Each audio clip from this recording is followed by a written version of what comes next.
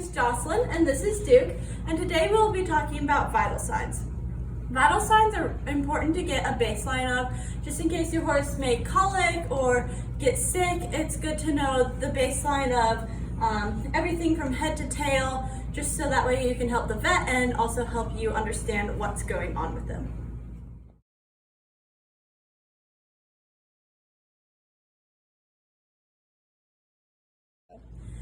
So first I'm going to be taking the vital sign of mucous membranes. Now for geldings and stallions, you take it on the gums or the conjunctiva of the eye, and for mares you can take it in the vulva. Now what we're looking for is a moist pink, nice looking hydration in the mucous membranes. Now if we see blue, that could mean lack of oxygen. Yellow could mean liver problems, red could mean a fever or infection, and white could mean anemia or shock. So how you want to take it is you want to stand by their side and kind of pet them up by the head and let them know you're there. And then you want to reach around their mouth. You never want to stand directly in front of them because they could head bop you and that would hurt. So you just want to stand off to the side. You want to look up, lift up, and I can feel they're nice and moist, and they're a good pink color. Now, on the same token, we also want to look for capillary refill. This is to find the circulation, and you want to blotch your thumb on their gums, and you want it to refill in about 1 to 2 seconds. So same deal, in the same position you want to stand. You want to stand off to the side, kind of pet their mouth, let them know you're there, lift up, blotch, and his came back within 1 second, so his circulation is good.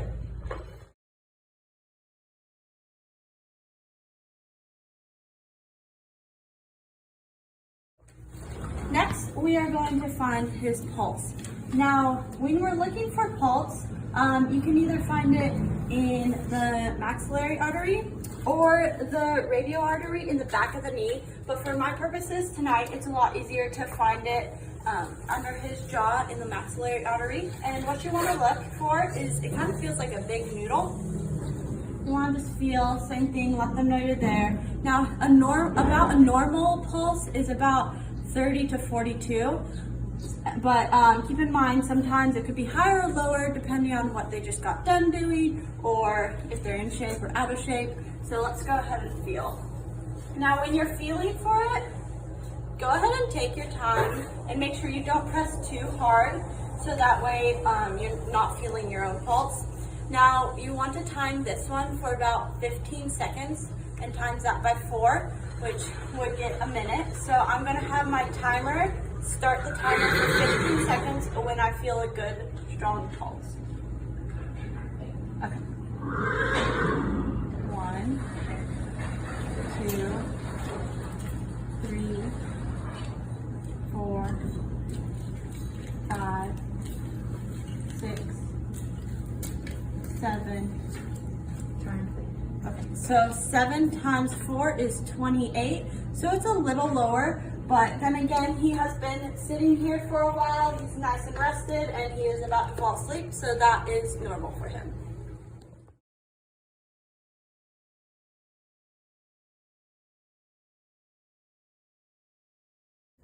The next vital sign we'll be taking is the skin pinch test. Now the skin pinch test I like to do in a triangle. We do it in between the spine, nuchal ligament, and the scapula. Now keep in mind when we do the skin pinch test, if they're an older horse, their skin isn't as elastic, so it may stick up a little bit. But in general, we're looking for a horse that when you pinch it and let go, it will return to normal in about 1 to 2 seconds. So we tent it and see how that goes. So let's test it. And his turned in about 2 seconds, maybe 3 just because he's an older horse, but other than that, he seems like he has good hydration today.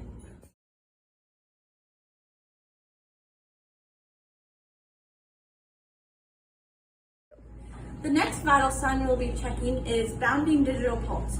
Now with this, we don't want to feel a pulse at all or a very weak one. What we're looking for is we kind of want to make sure they know, once again, we're here.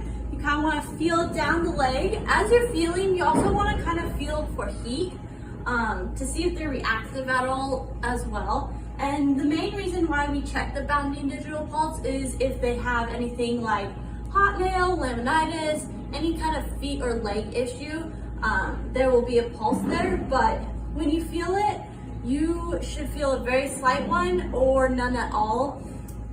So let's go ahead and feel. Now when you're feeling, you want to go below the fetlock, kind of on the pastern right here. And you want to take 2 fingers, and with his you can feel it. It's a really easy feel. There's a nice little bump there. And you just want to feel it. And only listen for a couple seconds if you know there's nothing, if you feel like there's nothing wrong with their feet or legs. And he didn't really have one, so that is a good sign.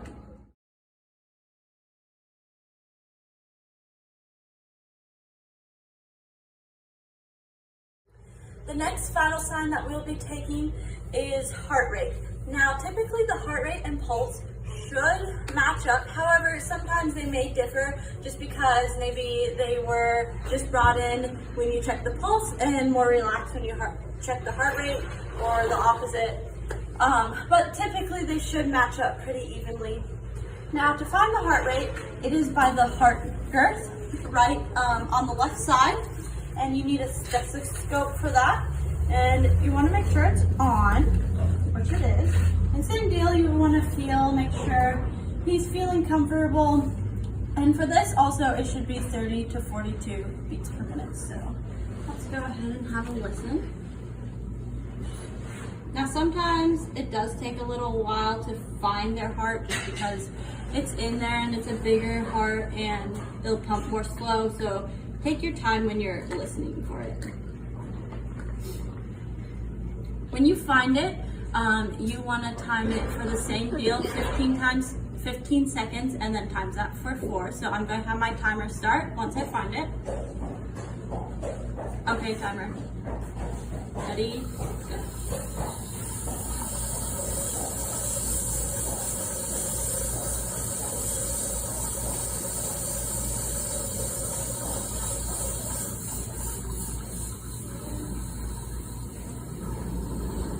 Go. Okay. That one I got 8, so 8 times 4, 32, which is a little higher than the one up there, but we are about to feed, so he may be a little more excited, but that is a good heart rate for him.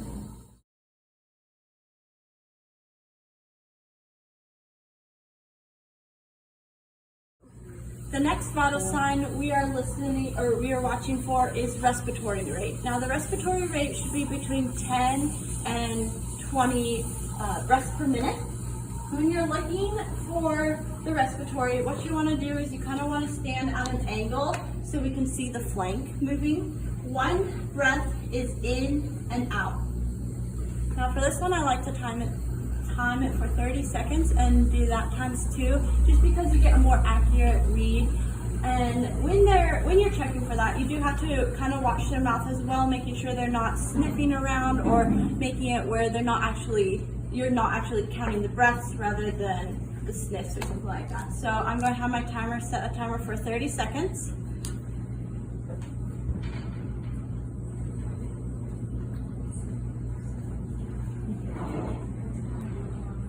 And go.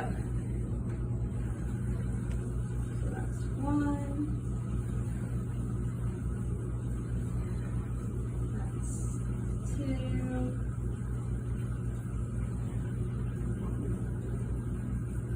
That's 3.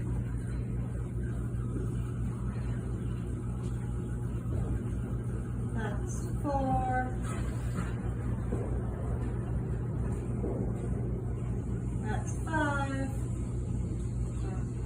Okay, so his is 5. 5 times 2 is 10. So that goes in the normal range on the lower end because he is, once again, falling asleep.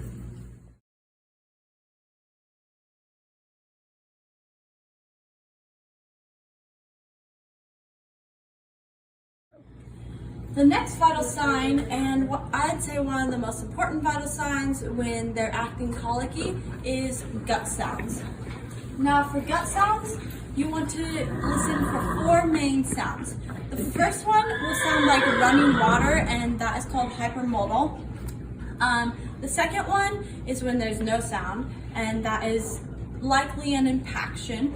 The third one is a pinging noise, and that is likely gas colic.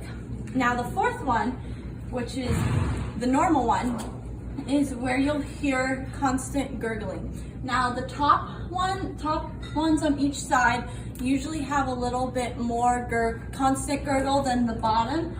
However, if they have just aim, you might hear a bit more gurgle on the lower ones as well. So let's go ahead and have a listen. Now when you're listening for it, what you want to do is you want to make sure that they know that you're back here, kind of pet their gum and their stomach. And it doesn't matter, you can face this way or this way. I personally like to face this way, just so I can watch their legs as well. So let's go ahead and have a listen.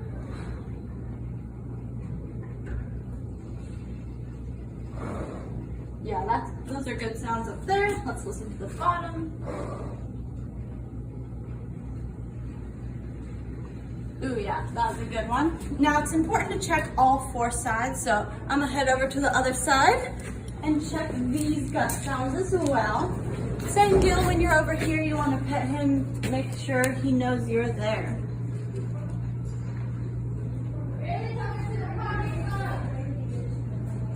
Good. All right, last one. Ooh, that's a really good one on there.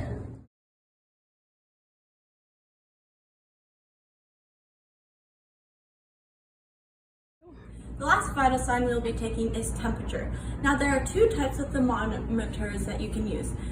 Today I'll be using a digital one, and now with the digital one, it reads faster. However, it's not as accurate. You usually want to add about 0.7 to 1 whole temperature above what it is reading. The other option is a mercury thermometer. Now that one, what you have to do is you have to shake it before you use it.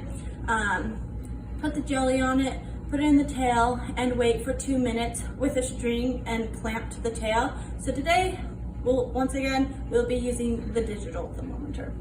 Now, before you use the thermometer, you may want to clean it off with alcohol, rubbing alcohol, and a swab, but I know this just got cleaned, so I'm not going to do that. The next thing is you want to get some type of lube. Today we'll be using this jelly. Now it's important that you don't stick the thermometer in the jelly because biosecurity issues.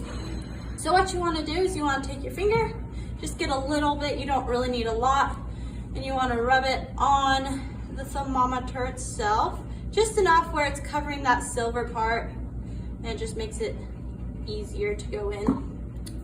All right, and then once you get that, once again, you want to pet them in the back. Now keep in mind the normal range is 99.5 to 101.5. So that's what we're looking for today. Now, when you take it, instead of pulling the tail straight up, you want to push the tail kind of out to the side. So I'm going to turn it on, and I'm going to push that tail. When it's in, you want to make sure you pull it a little bit towards you so it's touching the wall of the anus rather than maybe a piece of poop. Now it beeped at me, so it's ready to go. I got 98.6, and then you add one, so 99.6, which is a little bit below normal, but it's also pretty cold in here, so I'm not worried at all. All right, so after you take it, it's really important that you get something like a gauze and some rubbing alcohol, and you want to clean it off so that way the next person to use it in emergency will be ready.